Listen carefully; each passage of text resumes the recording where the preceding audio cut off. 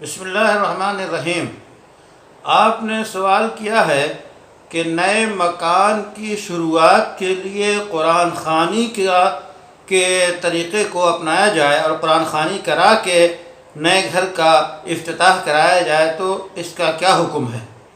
دیکھیے، نیا گھر جو بھی بنائے اسے مبارک ہو اور اللہ کا شکر ادا کرنا چاہیے کہ اس نے سر چھپانے کی جگہ دی، ایک عظیم نعمت ہے۔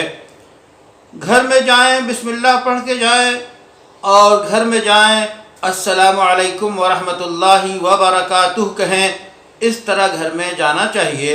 نئے گھر کے آغاز کا کوئی الگ سے ضابطہ یا کوئی الگ سے قانون نہیں ہے۔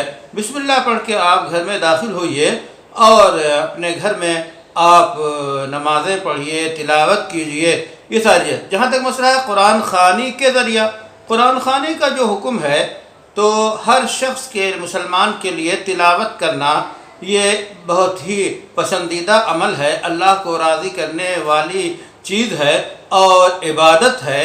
ایک ایک حرف پہ 10 نیکیاں ملتی ہیں۔ ہر شخص اپنے طور پہ تلاوت کا پابند ہے۔ اب مسجد میں لوگ جاتے ہیں، ہر شخص جا کر تلاوت کرتا ہے اپنے اپنے طور پہ، 50 آدمی تلاوت کرتے ہوتے ہیں، لیکن یہ سارے اپنے اپنے طور پہ کر رہے ہیں، اس کو اجتماعیت نہیں کہا جائے گا۔ لیکن قرآن خوانی کے اسی مقصد کے لیے لوگوں کو اکٹھا کیا جائے اور لوگ بیٹھ کے اجتماعی طور پہ بآواز بلند تلاوت کریں اور اس کے بعد پھر ناشتہ، کھانا اور شیرینی، یہ ساری چیزیں، یا گھر کے افتتاح کے موقع پہ اور ساری جو ہے تقریبات، تو قرآن خوانی چاہے گھر کے شروع پہ ہو، چاہے غمی کے موقع پہ ہو کہ کسی کے انتقال پہ تیسرے دن لوگوں کو جمع کرتے ہیں اور جمع کر کے قرآن خوانی کرتے ہیں، اس کا کوئی ثبوت رسول اللہ صلی اللہ علیہ وسلم، صحابہ کرام اور ائمہ کرام اور سلف صالحین سے نہیں ہے۔